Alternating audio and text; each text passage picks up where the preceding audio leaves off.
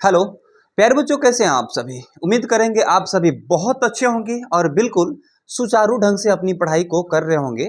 प्यारे बच्चे, class 10th का एग्जाम बहुत नजदीक हो चुका है, इसलिए आप सभी से एक बार कोटि कोटि निवेदन है कि आप सभी लोग अब वेटिंग का पॉइंट जो भी है अब उसको खत्म कर दीजिए, ठीक है। क्योंकि जैसे ही दिसंबर खत्म होगा जनवरी आ जाएगा और जनवरी के बाद में जो है फरवरी में आप सभी का एग्जाम होने वाला है और बीच में कई सारे फेस्टिवल पर्व वगैरह जो पड़ते हैं उसमें भी आप लोग को टाइम लॉस करना पड़ता है जानबूझ करके, ठीक है।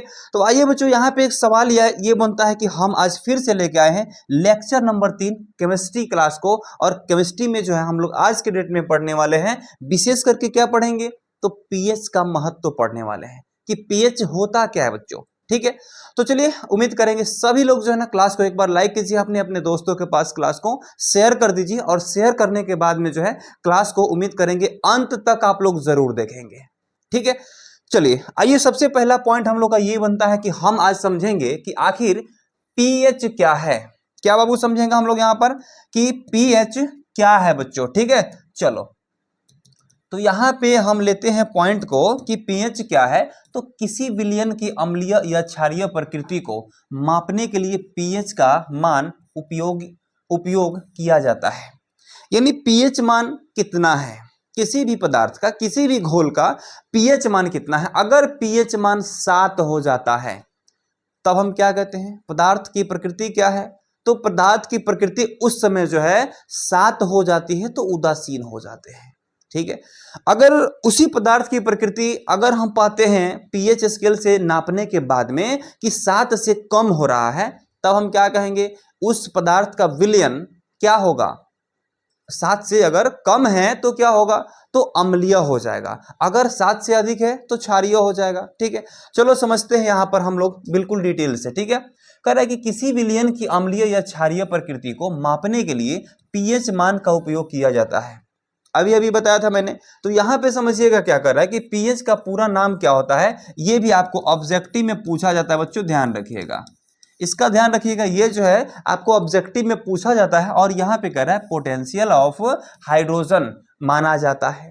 कह रहा है कि माना जाता है, एक तरह से इसका फुल फॉर्म होता है पोटेंशियल ऑफ हाइड्रोजन, पीएच मान इसी को कहते हैं। और यहां पे कह रहा है अर्थात पीएच का मान जितना कम होगा विलयन उतना ही अधिक अम्लीय होता है। पीएच का मान जितना ही कम होता है वह पदार्थ उतना ही अम्लीय होता है और जितना अधिक पीएच का मान होता है वह पदार्थ उतना ही क्षारीय होता है, ध्यान रखिएगा। अगला सवाल यहाँ पे ये बनता है पीएच का। उम्मीद करते हैं कि सभी लोग समझ गए होंगे कि आखिर पीएच हम लोग कहते किसे हैं, ठीक है। चलो आइए यहाँ पे आते हैं, नेक्स्ट पॉइंट को समझते हैं हम लोग। यहाँ पर अगला पॉइंट यहाँ पे है कि पीएच स्केल क्या है, ठीक है ना। तो यहां पे हमने आपको दिखा रहा कि पीएच स्केल आखिर होता क्या है बाबू। तो समझिएगा प्लीज यहां पे आप सभी लोग, ठीक है ना। यहां पे समझिएगा एक बार कि आखिर यह जो है पीएच स्केल होता क्या है बाबू, क्लियर है। चलो यहां पर समझिएगा। चलो तो यहां पे देखिएगा पीएच स्केल यहां पे मैंने लिखा है और यहां पे कह रहा है क्या कि पेट का अम्ल 0 होता है और यहां पे कह रहा है नींबू का रस ये भी अम्लीय होता है क्योंकि इसका जो है 2 के आसपास होता है, सिरका 4 के आसपास होता है और यहाँ पे कॉफी 5 के आसपास होता है और यहाँ पे शुद्ध पानी 7 के आसपास होता है, ठीक है। इसलिए शुद्ध पानी को हम लोग और एक नाम से जानते हैं, इसको हम लोग कहते हैं बाबू आसूत जल। क्या कहते हैं, आसूत जल कहते हैं बाबू, ध्यान रखिएगा। ये ना ही अम्लीय होता है और ना ही क्षारीय होता है, ठीक है। आसुत जल क्या होता है, ना ही अम्लीय होता है और ना ही क्षारीय होता है। कभी कभी बच्चों का जो आप सिरप खरीदते हैं ना, तो उसमें जो है देखिएगा कि पाउडर देता है और पाउडर में जो है एक लिक्विड भी देता है साथ में। जिस लिक्विड में क्या करना पड़ता है, उस पाउडर को मिला करके उसको भली भांति उसमें घुलाना पड़ता है और घुलाने के बाद में उस सिरप का जो है ना हम लोग शायद हमें लग रहा है कि बुखार में यूज किया जाता है, ठीक है। तो उस प्रकार के जो भी जल होते हैं उसे हम लोग क्या कहते हैं, तो उसे हम लोग आसूत जल कहते हैं। क्या कहते हैं, आसूत जल। और यह आसूत जल जो होता है ना ही अम्लीय होता है, आसूत जल जो होता है ना ही अम्लीय होता है और ना ही क्षारीय होता है। तो आपसे मैं एक सवाल किया, मैंने आपसे एक सवाल किया, बिल्कुल छोटा सा सवाल है। हमने आपसे सवाल किया कि बताओ कि वह जल जो ना ही अम्लीय है और ना ही क्षारीय है, उसे आप क्या कह सकते हैं बताइए। वह जल, मैंने आपसे क्या सवाल किया कि वह जल जो ना ही अम्लीय है और ना ही क्षारीय है, तो उसे आप क्या बता सकते हैं। तो आप कहेंगे सर ये तो उदासीन हो जाएंगे। यानी अगर फिर मैंने एक सवाल आपसे कर रहा हूं कि उदासीन जो जल हो रहा है उसका पीएच मान आप बताओ कितना होना चाहिए, फिर आप कहोगे सर जिसका पीएच मान 7 होता है वही तो उदासीन होता है कि नहीं। तो यहां पे आप कहेंगे कि 7 वाला उदासीन होता है। अब चलते हैं क्षारीय की तरफ। तो क्षार हम किसे किसे कह सकते हैं। तो बेकिंग सोडा क्या होता है, क्षारीय होता है। साबुन क्या होता है, क्षारीय होता है। ब्लीचिंग पाउडर क्षारीय। ड्रेन क्लीनर क्या होता है, क्षारीय होता है। और यहाँ पे जो है इससे हम क्या कहते हैं बाबू, तो इसे हम कहते हैं पीएच स्केल कहते हैं। क्या कहते हैं, पीएच स्केल कहते हैं, ठीक है। और यहाँ जो है उदासीन है और यहाँ जो भी है क्षारीय है, और इससे जो इधर आता है जो कम वाला में जाता है वो अम्लीय हो जाता है। ध्यान रखिएगा बातों का, ठीक है ना। चलो अब इसके बारे में हम समझते हैं जरा डिटेल से। तो यहाँ पे कह रहा है कि पीएच स्केल क्या है। मैंने पीएच स्केल आपको दिखाया और यहाँ भी मैंने उस चीज को लिया है। और पीएच स्केल अगर पूछता है आपसे परीक्षा में तो ये बाबू मेरे 2 नंबर में पूछता है। 2 मार्क्स में ये सवाल पूछे जाते हैं कि पीएच स्केल आखिर हम लोग कहते किसे हैं, ठीक है। तो सवाल यह है कि किसी विलयन की अम्लीयता या क्षारीयता को 0 से 14 तक के पैमाने पर व्यक्त करने को पीएच स्केल कहते हैं। 0 से लेकर के और 14 तक के अम्लीयता या क्षारीयता को जो जांच करता है एक स्केल, हम लोग उसको क्या कहते हैं, तो पीएच स्केल। जो यहां पर मैंने आपको दिखाया है बस यही है पीएच स्केल यहां तक, ठीक है। अब यहाँ पे कह रहा है पीएच स्केल का, मैंने यहाँ पे थोड़ा सा एक ढांचा दिखाया है। 0 से 0 अगर है अम्लीयता है, अगर ये 7 है तो ये उदासीन हो जाएंगे, अगर 14 के आसपास में है तो क्षारीय हो जाएगा, ठीक है ना। अब आते हैं बच्चे अगला पॉइंट। उम्मीद करते हैं कि सभी प्यारे बच्चे जो है ना इस पीएच स्केल को अच्छे से समझ गए होंगे। आगे देखते हैं बच्चे सवाल क्या है हम लोग का। सवाल बनता है कि अम्लीय विलयन क्या है, बताओ आप लोग बताओ कि अम्लीय विलयन क्या है आखिर। तो यहां पे कह रहा है कि जिस विलयन का पीएच मान 7 से कम होता है उसे अम्लीय विलयन कहते हैं। जिसका पीएच मान 7 से कम हुआ, यानी कि ये मान लेते हैं थोड़ा देर के लिए कि ये हो गया पीएच स्केल, और जिसका 7 हुआ वह क्या है, तो वह है उदासीन, और जिसका ये कम होता है वह हो गया बच्चे अम्लीय, और जिसका अधिक होता है वह हो जाता है मेरे बच्चे क्षारीय। क्लियर है ना। अब यहां पे देखिएगा कह रहा है क्या, उदाहरण के तौर पर देखें तो नींबू का रस क्या होता है बताओ, ये अम्लीय होता है। अब हम अगर कहते हैं कि नींबू का रस का पीएच मान होता है 7 से अधिक, 7 से कम, आप कहोगे सर अगर यह नींबू का रस जो है ये तो खट्टा होता है, स्वाद में क्या होता है, खट्टा होता है। इसका मतलब जरूर इसका जो है ना पीएच मान 7 से क्या होगा कि कम होगा। इसका पीएच मान क्या होगा बाबू, 7 से कम हो जाएगा। यानी यह जो है अम्लीय होता है, खट्टा होता है, पीएच मान 7 से कम होता है, ठीक है। चलो अगला सवाल यहाँ पे बनता है सिरका। ये भी क्या है बाबू, अम्लीय विलयन है। हाइड्रोक्लोरिक अम्ल क्या है, ये भी क्या है आपको, अम्लीय विलयन है, ठीक है। अब आगे सवाल बनता है कि इसकी ये महत्वपूर्ण क्यों है। यह महत्वपूर्ण क्यों है, क्योंकि पीएच जितना कम होगा अम्लीयता उतनी अधिक होगी। ये चीजें बहुत महत्वपूर्ण है कि पीएच जितना कम होगा अम्लीयता उतनी अधिक होगी। पीएच मान जितना कम होगा अम्लीयता उतनी अधिक होगी, याद रखना पड़ेगा इसे आपको, ठीक है। चलो अब आगे बढ़ते हैं मेरे बच्चे। अब यहाँ पे ध्यान रखना आप लोग कि उदासीन विलयन किसे कहते हैं। तो यहाँ पे कह रहा है कि जिस विलयन का पीएच मान 7 के बराबर होता है, जिसका पीएच 7 के बराबर होता है उसे उदासीन विलयन कहते हैं। उदाहरण के तौर पर देखें तो शुद्ध जल क्या है, उदासीन विलयन है। क्यों, क्योंकि इसका जो है ना पीएच लगभग 7 के बराबर होता है, ठीक है। इसलिए शुद्ध जल क्या होता है, शुद्ध जल को हम लोग क्या कहते हैं, याद रखिएगा आशुद्ध जल भी कहते हैं बच्चे। शुद्ध जल को क्या कहते हैं, आशुद्ध जल भी कहते हैं, ध्यान रखिएगा आप लोग, ठीक है। अगला है कि इसमें अम्लीय और क्षारीय दोनों गुण संतुलित होते हैं। इसमें अम्लीय भी और क्षारीय भी दोनों के दोनों गुण संतुलित होते हैं बच्चों। आगे बढ़ते हैं, अब चलते हैं क्षारीय विलयन की तरफ। यानी क्षारीय विलयन का अर्थ ये होता है कि जिस विलयन का पीएच मान 7 से अधिक जिसका पीएच हो वह अधिक होता है ना, उसे क्या कहलाते हैं, वे क्या कहलाते हैं, उसे क्षारीय विलयन कहते हैं बाबू, ध्यान में रखिएगा चीजों को, ठीक है। अगला पॉइंट अगर यहाँ पे हम उदाहरण की बात कर ले यहाँ पे, तो कह रहा है साबुन का घोल क्या होता है बताओ, क्षारीय होता है। क्या होता है जी, क्षारीय होता है। क्यों, क्योंकि अगर हम सब्जी खा रहे होते हैं खाने में, और जब सब्जी का सब्जी का जो है पीला रंग हमारे कपड़े पे पड़ जाता है, कपड़े पे पड़ जाता है, थोड़ा देर के लिए ले लेते हैं, कपड़े पर पड़ता है, किस रंग का होता है, तो पीला रंग का होता है। और जैसे ही हम लोग उसको साबुन से धोते हैं, किससे धोते हैं बाबू, साबुन से जैसे ही हम लोग उसको धोते हैं, वह पीला रंग क्या होता है कि वह पीला रंग लाल का रूप ले लेता है बच्चे। किसका रूप ले लेता है, वह लाल बन जाता है, ठीक है ना। इसलिए हम लोग कह सकते हैं कि यहाँ पे साबुन का घोल क्या होता है, तो क्षारीय होता है। NaOH का विलयन क्या होता है, तो क्षारीय होता है, ठीक है। अगला पॉइंट अगर महत्वपूर्ण की बात देखें तो pH जितना अधिक होगा, pH जितना अधिक होगा, यहां पे कह रहा है क्षारीयता उतनी अधिक होगी। pH जितना अधिक होगा, क्षारीयता उतनी ही अधिक होगी। इसलिए हम कह सकते हैं कि 7 से अधिक, जो भी 8 हो जाए क्षारीय है, 9 हो जाए pH मान क्षारीय है, pH मान 10 हो जाए क्षारीय है, pH मान 11 हो जाए क्षारीय है। और यह जो है ना pH मान 14 तक की जांच करता है, ठीक है। और इससे कम अगर जाता है ना तो 6 हो जाएगा, कहेंगे कि सर ये तो अम्लीय हो रहा है, यह विलयन कैसा होगा, अम्लीय हो जाएगा, ठीक है जी। चलो आगे बढ़ते हैं बाबू, ध्यान दीजिएगा चीजों का।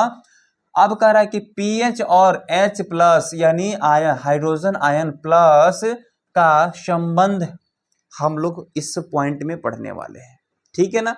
यहां पे कह रहा है कि विलयन की अम्लीयता मुख्य रूप से उसमें उपस्थित हाइड्रोजन आयन, यहां पे कह रहा है विलयन की अम्लीयता मुख्य रूप से उसमें उपस्थित जो भी हाइड्रोजन आयन होता है, यानी कि H प्लस जो होता है उसकी मात्रा पर निर्भर करती है।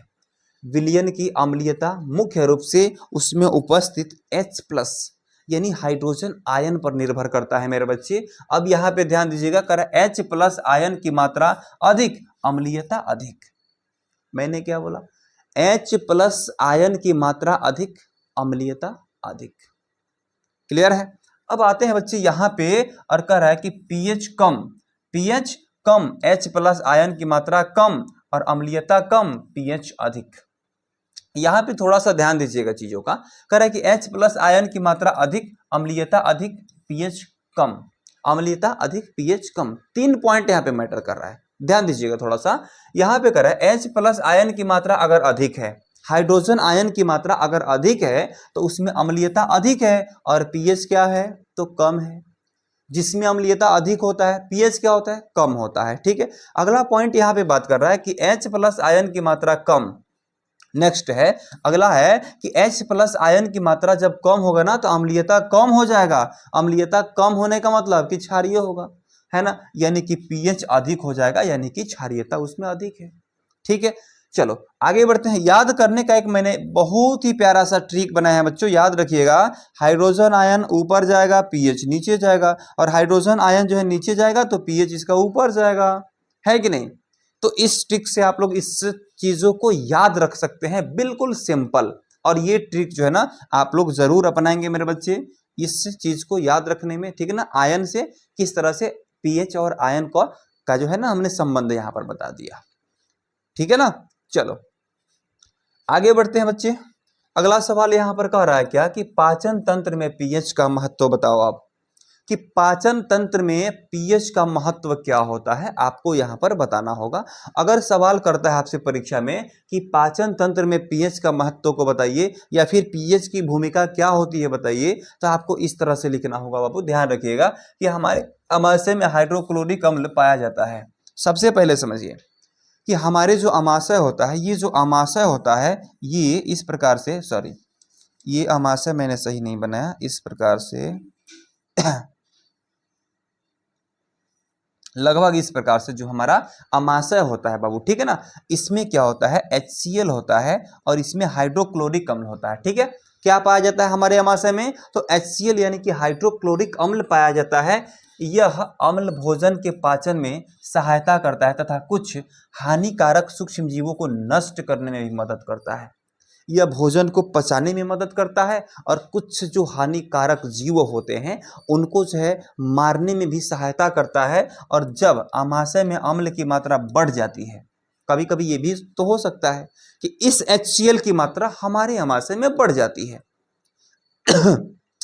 जब हमारे आमाशय में ये HCl की मात्रा जब बढ़ जाती है तो क्या होता है, हमारा पेट दर्द करने लगता है।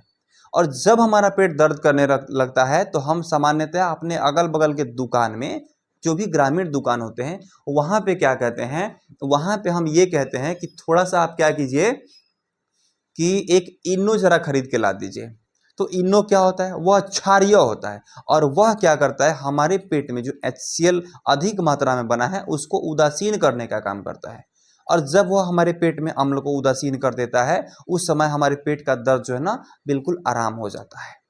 तो यहाँ पे देखिएगा कह रहा है क्या कि सूक्ष्म जीवों को नष्ट करने में भी मदद करता है। और जब आमाशय में अम्ल की मात्रा बढ़ जाती है तो अम्लीयता यानी अम्लता भी कह सकते हैं, अम्लता की समस्या हो जाती है, जिसको हम लोग एसिडिटी कहते हैं। क्या कहते हैं बाबू, एसिडिटी कहते हैं। और यह बढ़ जाती है और इसकी समस्या जब भी बढ़ती है, कह रहा है कि इसकी समस्या बढ़ती है, पेट में दर्द हो जाता है। ठीक है, और आगे देखिएगा जरा यहाँ पर, उसको क्षार के द्वारा जो है ना उदासीन हम लोग करके उस दर्द से हम लोग राहत पा सकते हैं। विशेष इसमें ये पढ़ना है पाचन तंत्र में पीएच का महत्व क्या क्या होता है, इसका काम क्या क्या होता है। ठीक है, चलो अगला स्लाइड की अगर हम लोग बात करें तो दांतों के क्षय, एक होता है कि आदमी बुढ़े हो जाते हैं तो उनका दांत टूट जाता है, और एक होता है कि पीएच के कारण हमारा दंत क्षय हो जाता है। क्या हो जाता है, पीएच के कारण हमारा दंत क्षय हो जाता है। आइए हम लोग इसको समझते हैं बिल्कुल डिटेल में। कह रहा है कि जब हमारे मुंह में उपस्थित बैक्टीरिया भोजन के शर्करा पदार्थों को अम्ल में बदलते हैं, जब भी हम लोग भोजन करते हैं, भोजन करने के बाद जो होता है, क्या होता है, हमारे दांत के बीच दरार में जो है कुछ अन्न के दाने फंस जाते हैं, और उस दाना को हम क्या कर सकते हैं कि अपने जो है एक जो है लकड़ी से ऐसे खोद कर उसको जो है निकाल देते हैं, या फिर हम लोग कुल्ला करते हैं, और कुल्ला करने के बाद में जो है दांतों को ऐसे रगड़ के जो है ना धो लेते हैं, जिससे वह साफ हो जाता है। लेकिन नहीं, कभी कभी ये होता है कि वह जब अन्न का दाना फंस जाता है, वह क्या होता है, धीरे धीरे सड़ना शुरू कर देता है।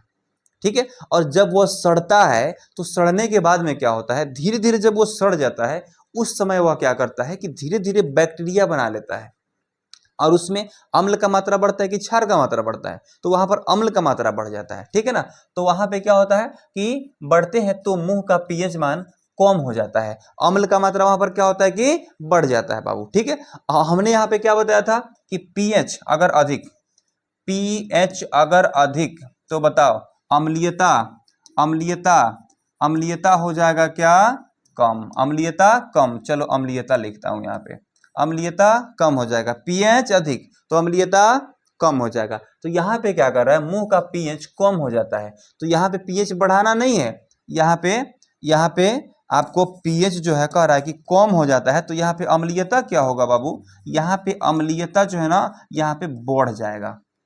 क्या होगा, बढ़ जाएगा। जैसे अम्लीयता बढ़ता है हमारा दंत क्षय होना शुरू हो जाता है। जब मुंह का पीएच लगभग 5.5 से कम हो जाता है, तब दांतों के इनेमल का क्षय शुरू हो जाता है। यानी जो भी हमारा दांत इस प्रकार से जो ये बना होता है, ये सबसे ऊपरी पार्ट को हम लोग क्या कहते हैं, तो इसे हम लोग इनेमल कहते हैं, इनेमल, इनेमॉल कहते हैं, इनेमल कहीं कहीं लिखा रहता है। ठीक है, तो यहाँ पे क्या होता है कि सबसे ऊपरी परत, और यह हमारे शरीर की सबसे कठोर चीज होता है, सबसे कठोर पॉइंट होता है हमारे शरीर का, दांत का सबसे ऊपरी पार्ट, जिसको हम लोग इनेमल कहते हैं। और इसका क्या होता है कि क्षय शुरू हो सकता है, और उस समय क्या होता है, जैसे ही इनेमल का क्षय शुरू होता है, हमारे दांत के अंदर कीड़े लगने लगते हैं, बैक्टीरिया फैल जाते हैं, और पूरा दांत का क्षय हो जाता है।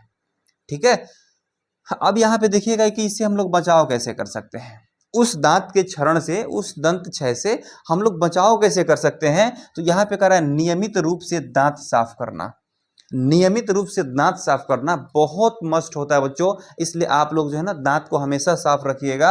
अब कह रहा है कि अत्यधिक मीठे खाद्य पदार्थों से बचना। अगर बच्चे हैं और बच्चों को अगर आप जो है मिठाइयाँ देते हैं, चॉकलेट बच्चे खाते हैं, टॉफी खाते हैं, उस समय क्या होता है कि बच्चों के दांत जो है ना क्षय हो जाते हैं, तो उसका जो है दांत क्षय होने से कोई ज्यादा मतलब कि नुकसान नहीं होता है, क्योंकि वह जो है ना दूध का दांत होता है। किसका दांत होता है? दूध का दांत जिसे हम लोग कहते हैं। और वह जब क्षय होता है ना तो उसको तो एक ना एक दिन टूटना है। लेकिन जब फिर दोबारा दांत निकल जाता है, उसका क्षय हो जाता है, तब हमें बहुत बड़ी एक समस्या का सामना करना पड़ता है। और उस समस्या से झेलने का मतलब कि हमारा दांत क्या होता है, तो खराब हो जाता है। कैसा हो जाता है? खराब हो जाता है। उचित टूथपेस्ट का उपयोग करना, उस दांत को भली भांति रखने के लिए, सुरक्षित रखने के लिए, उसका संरक्षण करने के लिए आप क्या करेंगे कि उचित टूथपेस्ट का उपयोग करेंगे। बहुत सारे जनरल दुकान में आते हैं जो कि खराब टूथपेस्ट होते हैं, जिसमें चीनी का, सुक्रोज का मात्रा डाल करके उसे मीठा बना दिया जाता है, ताकि लोग जो है ना इससे जब दांत को साफ करेंगे मीठा लगेगा तो अच्छा लगेगा। लेकिन नहीं, उसका यूज नहीं करना चाहिए। यहाँ पे जो है ना उचित जो भी टूथपेस्ट है, जैसे पतंजलि वगैरह आप कहिएगा कि प्रचार करें, लेकिन नहीं, उसका हमने यूज किया है। पेप्सोडेंट जो है, पेप्सोडाइन ऐसे कुछ करके है, उसके बाद पतंजलि वाला आता है। ये सब जो है ना महंगे महंगे पेस्ट आते हैं जो कि अच्छे होते हैं, ठीक है ना। ऐसे सबसे अच्छा होता है कि दातुन से आप साफ करो, दातुन से, ठीक है ना, इससे सबसे अच्छा साफ हो जाता है। ठीक है, चलिए आगे बढ़े। अगला पॉइंट है, यहां पर कह रहा है कि मिट्टी में पीएच का महत्व। कभी कभार क्या होता है कि कभी कभी आप देखे होंगे कि लोग गन्ना में चूना छिड़ते हैं। उस समय क्या हुआ रहता है ना कि मिट्टी के पीएच मान बहुत कम हो जाता है, जिसके चलते मिट्टी क्या होता है, पीएच कम तो अम्लीय हो जाना। पीएच कम होना मतलब अम्लीय हो जाना। और जब मिट्टी अम्लीय हो जाता है, उस समय क्या होता है कि उसमें क्षार का मात्रा डालना पड़ता है। और जब क्षार का मात्रा उसमें डालना होता है ना, तो उसका जो है ना सबसे अच्छा स्रोत लोग चूना को ढूंढ लेते हैं, ठीक है। और चूना को ले जा करके गन्ना में छींटना शुरू कर देते हैं, जिससे क्या होता है कि वह मिट्टी के संपर्क में आते ही मिट्टी की अम्लीयता को कम करता है। और अम्लीयता को जब कम कर देता है ना, उस समय हमारा फसल क्या होता है कि सही सलामत हो जाता है, और हमारा फसल बिल्कुल सुरक्षित हो जाता है। जैसे यहाँ पे समझिएगा कि पौधे की अच्छी वृद्धि के लिए मिट्टी का उचित पीएच बहुत महत्वपूर्ण है। उचित पीएच होना चाहिए, जितना मिट्टी का ओरिजिनल होना चाहिए। अलग अलग पौधों के लिए मिट्टी का उपयुक्त पीएच अलग अलग हो सकता है। अलग अलग पौधों के लिए मिट्टी का पीएच मान अलग अलग होना चाहिए। जैसे गन्ना में जो है ज्यादा क्षारीयता होना चाहिए। अब यहाँ पे देखिएगा, कह रहा है कि यदि मिट्टी बहुत अधिक अम्लीय या बहुत अधिक क्षारीय हो जाए, बहुत अधिक अम्लीय भी हो जाता है ना तो फसल को नुकसान करता है, बहुत अधिक अगर क्षारीय भी हो जाता है तो फसल को नुकसान करता है, ठीक है। तो यहाँ पे क्या कर रहा है, पौधों की वृद्धि प्रभावित हो सकती है, पौधों की वृद्धि भी यहाँ तक कि प्रभावित होता है। अगला कह रहा है कि इसलिए खेती में मिट्टी के पीएच की जांच महत्वपूर्ण है। कभी कभी देखे होंगे कि कहीं कहीं से आते हैं, पीठ पे लाद के बैग को लाते हैं और वहां पे कहीं कहीं मिट्टी को चेक करते हैं। वे क्या होते हैं कि कृषि विभाग वाले लोग होते हैं, और वे क्या करते हैं कि घूम घूम करके अलग अलग क्षेत्र में सभी खेतों की मिट्टी की जांच करते हैं। और जांच करने के बाद में जो है ना उसी प्रकार से जो बड़े बड़े फैक्ट्रीज हैं, सभी फैक्ट्री में खाद को बनाया जाता है। जिस प्रकार से वह मिट्टी पाया जाता है, उसी के हिसाब से, उसी के अकॉर्डिंग जो है खाद को बनाया जाता है, ठीक है। चलिए आगे बढ़े। लास्ट पॉइंट अगर हम लोग यहाँ पे बात करें तो दैनिक जीवन में पीएच का महत्व की बात करें तो पीएच हमारे दैनिक जीवन में बहुत महत्वपूर्ण है। मुख्य उदाहरण अगर देखा जाए तो पाचन तंत्र में पीएच, दांतों के क्षय में पीएच, मिट्टी की उर्वरता में पीएच, मधुमक्खी के डंक में अम्ल, और यहाँ पे अम्लता से राहत में उदासीनीकरण। ये सब चीज जो है ना हमारे दैनिक जीवन में हमेशा लोग पूछा भी करते हैं, कहीं कहीं इसका यूज भी आता है। और यहाँ जो है ना ये सब चीजें जानना बहुत जरूरी है बच्चों।